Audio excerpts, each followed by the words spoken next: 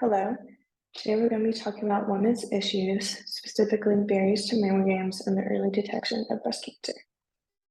So 1 in 8 women get breast cancer in their lifetime. That's a staggering statistic, but thankfully early detection increases women's breast cancer survival by over 93%. So even though 1 in 8 women get it, doing an annual mammogram can greatly reduce your mortality risk.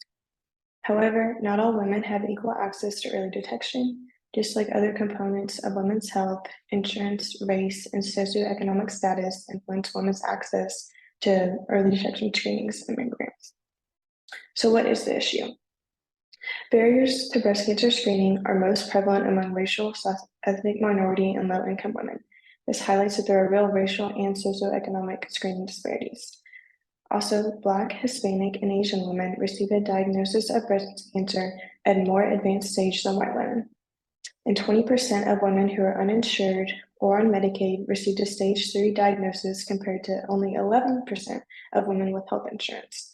So your race and socioeconomic status can hinder you from seeking a mammogram, and not having that early detection or mammogram can lead to a later diagnosis, which then leads to a greater chance of mortality.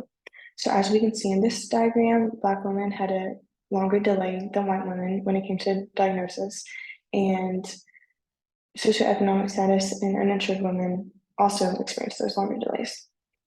And in this diagram, we see that even though more white women get breast cancer than Black women, more Black women die from it.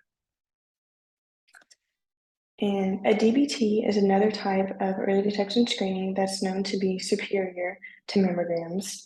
And a study found that women of minorities, race, and ethnicity and lower socioeconomic status have lower DBT screening access than white women. So over here, we see that this is from a mammogram, and we can see that it's kind of hard to depict like where the mass starts, and it blends into this other tissue, but the screening on the right here is from a DBT, and you can clearly see where the tumor starts and ends. So this shows like the DBT is better than a mammogram in most cases, but this study shows that even whenever historically marginalized women are able to receive screenings, they're less likely to receive superior screenings than white men. So why is this an issue, and what's the nature of the problem? So understanding how insurance, race, and socioeconomic status impact women's early detection access is complex. A lot of these factors are from deeply rooted issues that are decades old. And Black and Hispanic women have lower insurance coverage rates at all ages compared to white women, along with women with a lower socioeconomic status. So this diagram is from the study, and you can see here that this straight line is white women, and all the other lines are minority women, and this is a proportion of the women who are uninsured. And so as you can see, all of the minority women have a higher proportion of being uninsured than the white women. And types of jobs, education attainment levels, age, and more all influence women's access to insurance coverage and lead to the apparent insurance disparities, which hinder them from seeking mammograms. So the Affordable Care Act of 2010 tried to fix this issue, and it eliminated out-of-pocket costs for mammograms for most privately insured women. However, it did not yield significant improvements of mammography use for low-income women. And this diagram is from the study, and you can see how even in expansion states versus non-expansion states of Medicaid, there's not a significant difference. And so it shows that the ACA didn't really help mammography use for low-income women. And ACA also did not eliminate out-of-pocket costs for screenings that are commonly needed after mammograms, which may undermine its goal.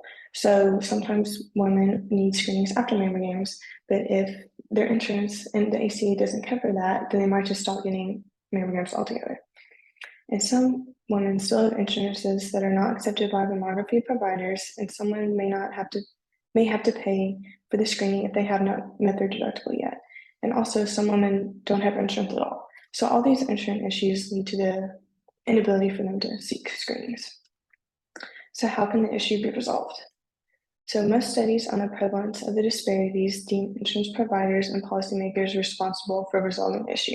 The big changes are going to have to come from them. For example, a study found that 45 to 47% of the upstage diagnoses in racial minorities can be mediated by insurance coverage. So this shows that just increasing insurance coverage can greatly reduce the racial disparities. And another implementation by the government that's been helpful is the National Breast and Cervical Cancer Early Detection Program. It's by the CDC and it offers free mammograms to women who have a low income or no insurance. And women must apply and qualify for eligibility to receive access to the program.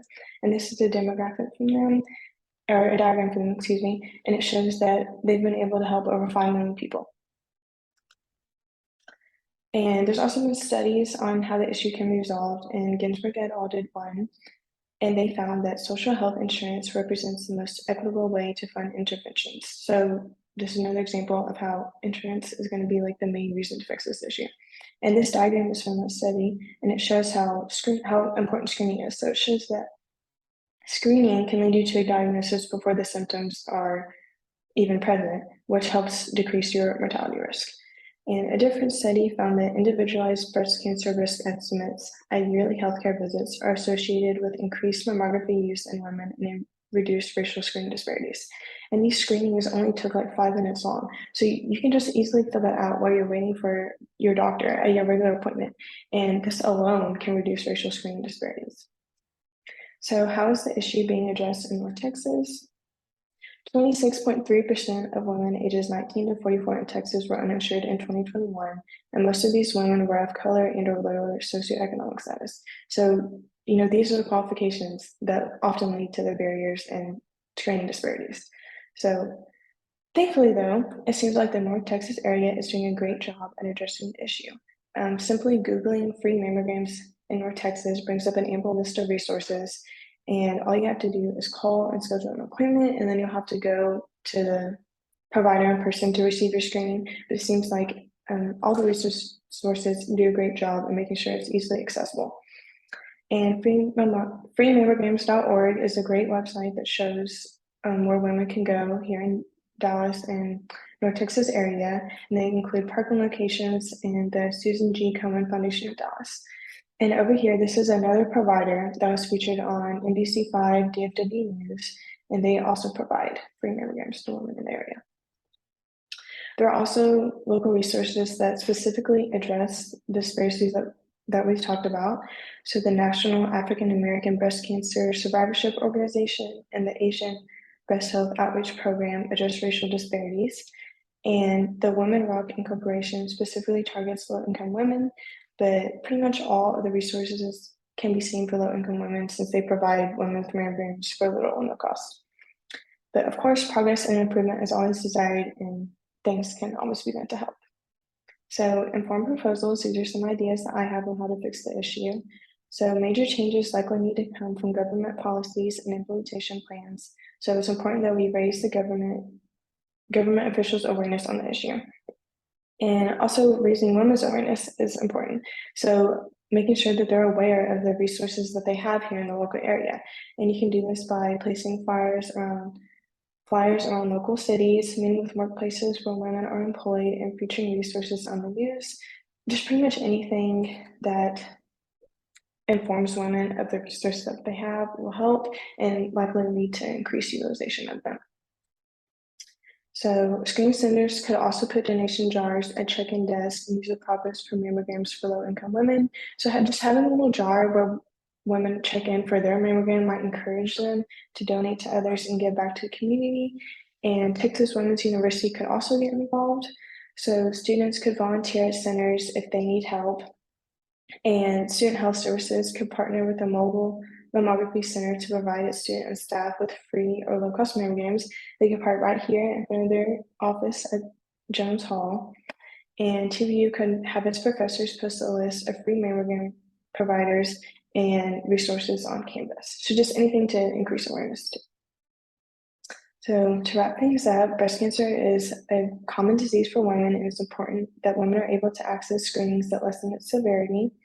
However, not all women have equal access to these screenings, and insurance, race, and socioeconomic status are factors that keep women from seeking those screenings. And the North Texas area seems to have ample resources for the issue and seems to be doing a great job, but the government and screening providers still need to work on lessening these disparities.